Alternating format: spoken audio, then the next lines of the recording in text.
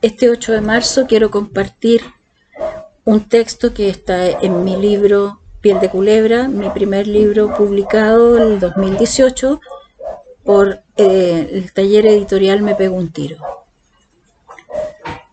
Un amor de juventud. Era ahora o nunca. Por eso decidí hablarte, porque yo partía la semana siguiente. Por eso estaba en esa oficina. Eran mis últimos trámites y mis últimos días en el país. Nuestro país, ¿recuerdas? ¿Recuerdas que tú luchabas por la libertad de nuestro pueblo, por la revolución, no al imperialismo yanqui, insurrección o morir, pueblo con ciencia fusil? Eran mis últimos días. Por eso es que cuando te vi allí sentado, ¿qué estarías haciendo tú en esa oficina? Pensé que no podía dejar pasar la oportunidad de hablarte, platicar contigo y ver si así lograba ahuyentar a tu fantasma, que era principalmente el fantasma de tus puños, tus botas, tus ojos enrojecidos de ira. Qué curioso, en todos estos años no había podido evocar ni una mirada de ternura, ni un gesto de complicidad, ni una palabra comprensiva. Estaba segura de que alguna vez habían existido, pero se habían borrado en mi memoria. Tampoco recordaba esa mirada suplicante, tu ademán huidizo, el movimiento nervioso de tus dedos. ¿Habían estado siempre ahí o eran nuevos?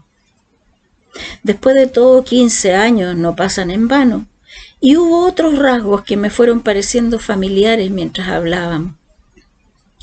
Creo que las páginas de mi vida contigo comenzaron a pasar vertiginosas, cuando tus labios replicaron esa amplia sonrisa franca que dejaba ver todos tus blancos y parejos dientes, que un día me hizo confiar en ti y entregarte mi vida. Nunca imaginaste, y yo tampoco, que esa niña temblorosa y obediente que en una época creíste tu pertenencia, te abordaría de pronto, después de 3 matrimonios con sus respectivos divorcios, 2 hijos, varios oficios, incontables lugares de residencia y años de lucha por la vida. Seguramente te habías creído a salvo de aquella chiquilla de pocas ideas propias, a quien podías confiar tus pensamientos más íntimos sin ningún temor. Relatar sin riesgos los pormenores de tu entrenamiento paramilitar, entregar confiado cualquier literatura sospechosa o implemento que fueras a usar cuando hicieras la revolución. Lo guardaría sin hacer preguntas, aun cuando no entendiera mucho de guerrilla y las consignas marxistas-leninistas escaparan a mi comprensión. En realidad escapaban también a mi interés, porque mi atención estaba acaparada por otras cosas. El amor, por ejemplo, ocupaba gran parte de mis pensamientos. Trataba inútilmente de entender por qué debía cargarse como una cruz. Necesitaba resolver la contradicción que encerraba el amor. ¿Por qué me golpeabas si me amabas con tal devoción que después del castigo suplicabas mi perdón, arrastrándote por el piso, los ojos anegados? ¿Por qué te arrepentías si mi pecado merecía ese castigo? ¿Estaba bien que imploraras el perdón de alguien que no tenía ningún valor ni merecía respeto? ¿Por qué me amabas tú, un revolucionario consecuente que perseguía la sociedad del hombre nuevo? Si yo era despreciable, si era una puta asquerosa, por eso me miraban tanto los hombres, y como si eso fuera poco, no tenía una ideología, sino que me asimilaba al hombre que estuviera de turno. ¿Por qué creía una y otra vez en tus lágrimas?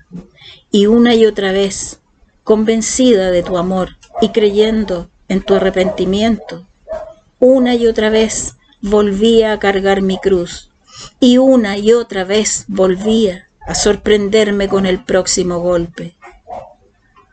¿Por qué era que tus manos estrangulaban mi cintura, mis muslos se tensaban al contacto de los gusanos de tus dedos, describiendo su paseo diario, hasta hundirse en los pliegues indefensos entre mis piernas resignadas. ¿Era acaso el deseo que hacía temblar a las heroínas de Corintellado lo que me embargaba al sentir contra mi vientre esa daga pegajosa que en su ritual cotidiano me apalearía primero las entrañas y luego se resbalaría gomosa y rosada hasta mi boca? No ha habido en mi vida una sensación que se compare a la repugnancia que me invadía todo el cuerpo cuando rítmica y obediente con tus manos estrujándome el cráneo me sobaba tu placer por el paladar hasta la glotis, tu amargor extático y lechoso ahogándome, áspero, espeso, en una abundancia mayor de lo que jamás podría tragar. Te amaba y viviría contigo para toda la vida. Te amaba y el sonido de tus pasos al llegar a casa me paralizaba. Creo que lo que más me interesaba era complacerte. Por eso, cuando me di cuenta de que mi pasado te molestaba, traté por todos los medios de cambiarlo, de hacerle pequeñas modificaciones que tal vez no se notarían si era cuidadosa.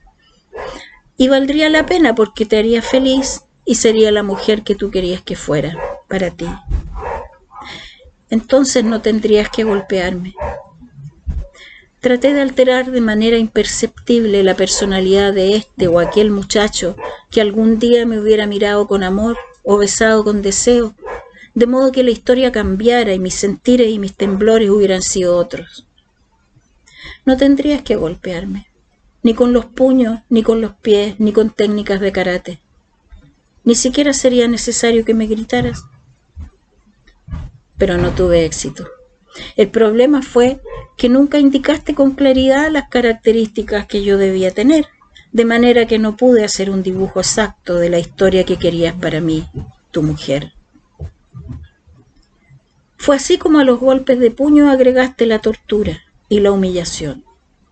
Tal vez tú también creíste que la historia se podía cambiar. ¿Iba a ser así la revolución? ¿Pensaste que ese golpe seco y fulminante de tus muñecas en mis sienes o la pérdida del conocimiento que siguió eliminaría un trozo de mi adolescencia? Creo que no imaginaste, sin embargo, que tus golpes perfectos y sin huellas borrarían de mi memoria personas y lugares, que arrojarías un velo sobre mi recuerdo de situaciones y sentimientos al forzarme a adoptar posturas obscenas para imaginar con exactitud intercambios amorosos supuestos que mis palabras no lograban describir.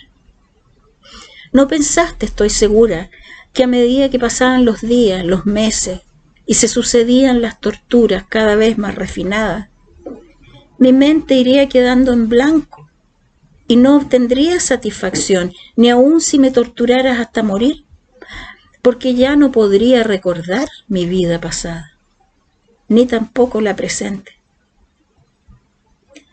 Tus maestros no te advirtieron que eso pasaría, y que al no poder recordar ni ayer ni hoy, me quedaría sin vida, y por tanto, sin amor, sin deseos de complacer, sin remordimiento, y ya no podría someterme, porque no es posible someter a alguien si no se tienen armas que garanticen el poder. Y para tener poder sobre una persona es indispensable que tenga algo que perder. Si ya ha perdido la vida, entonces no se la puede abatir. Por otra parte, si un ser humano ha perdido la vida, lo único que le resta es intentar la resurrección. Yo me casé, tengo 2 niñitas y un niño.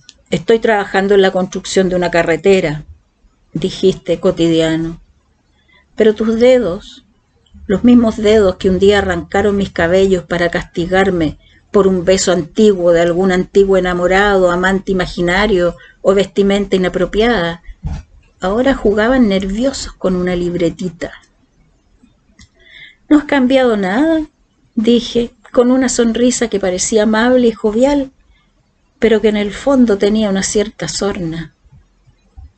Me complacía verte allí, diciendo trivialidades mientras tus ojos todavía azules y risueños parecían suplicar que me marchara, que no te atormentara con el recuerdo inevitable de mis ojos, que llenos de llanto y de silencio, un día habían recibido tus insultos y vejámenes, y que desde hoy caminarían por tu memoria.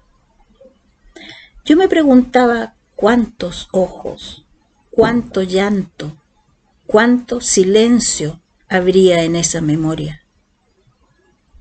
¿Sería cierto lo que me habían contado hacía años? ¿Que habías entrado en tratos con los milicos? ¿Que te habías convertido en torturador profesional? Después de todo, la mayoría de tus compañeros había caído durante los primeros meses y tú habías desaparecido misteriosamente, pero no como los otros, a esos que sacaban a tirones de su cama en la madrugada para nunca más volver, sino que habías desaparecido de la escena mucho antes, sin dejar rastro. Además, las circunstancias en que cayó tu mejor amigo fueron muy extrañas. ¿Sería verdad lo que me dijeron, que lo delataste? ¿Y tú no saliste del país como los demás?, pregunté con gesto inocente.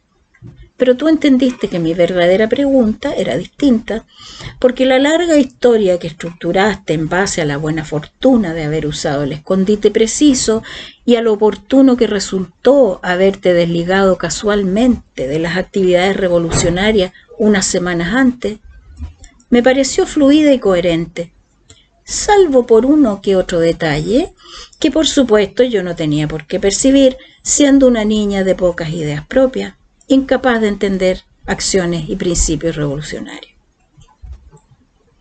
Me sorprendió no sentir miedo, sino por el contrario, experimentar genuino placer al mirarte directo a los ojos huidizos, deleitarme al observar tus gestos y recordar con entereza los momentos de angustia y terror que un día me habían hecho tanto daño, por los que llegué a perder el apego a mí misma, esos que me habían perseguido en sueños durante años. Me sorprendí al mirar tu cabello claro, tu sonrisa amistosa y recordar por primera vez en 15 años momentos de amor que alguna vez había enterrado para siempre bajo el horror de la tortura. Me sorprendí al darme cuenta de que los recuerdos no me dolían, ni me causaban odio, tristeza, ni siquiera inestabilidad, sino solo esa sensación de ventanillas de tren que corre tranquilo hacia el lugar donde se quedan los fantasmas que no piensan retornar. Y allí, mirándote mientras subías inexorable al tren, estaba yo, serena y enorme, en el andén, llena de toda la vida que había comenzado a construir para mí cuando decidí resucitar. Ahora tenía la seguridad de que con ese episodio amargo yo había ganado, porque mi vida me pertenecía.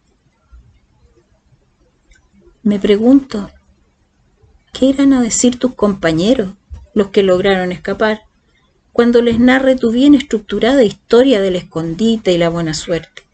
Me pregunto si estarás sospechando que se las contaré en cuanto llegue a casa. Me pregunto si sabes que algún día vas a tener que responder con precisión a preguntas directas y entonces no servirá tu relato.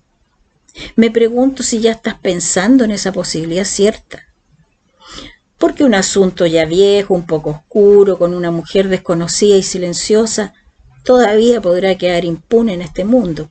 Pero cuando el asunto un poco oscuro tiene que ver con una colectividad organizada, la cosa es muy distinta.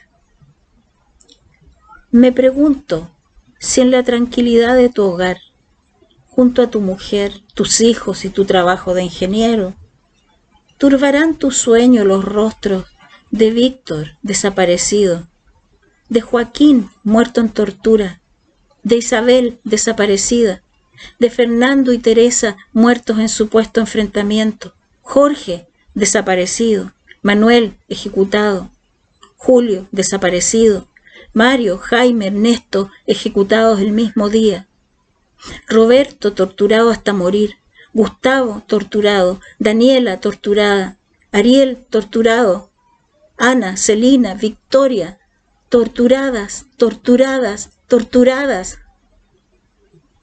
Me pregunto si la paz de tu alcoba alguna vez se habrá visto intervenida por el velado recuerdo de unos ojos aterrados, suplicantes desde un rostro envuelto en vendas, en un cuarto semioscuro de hospital, por la imagen de una mujer que después de deslizarse por oníricos pasillos infinitos, corre sin mirar atrás por las calles despobladas de un nebuloso amanecer urbano de domingo.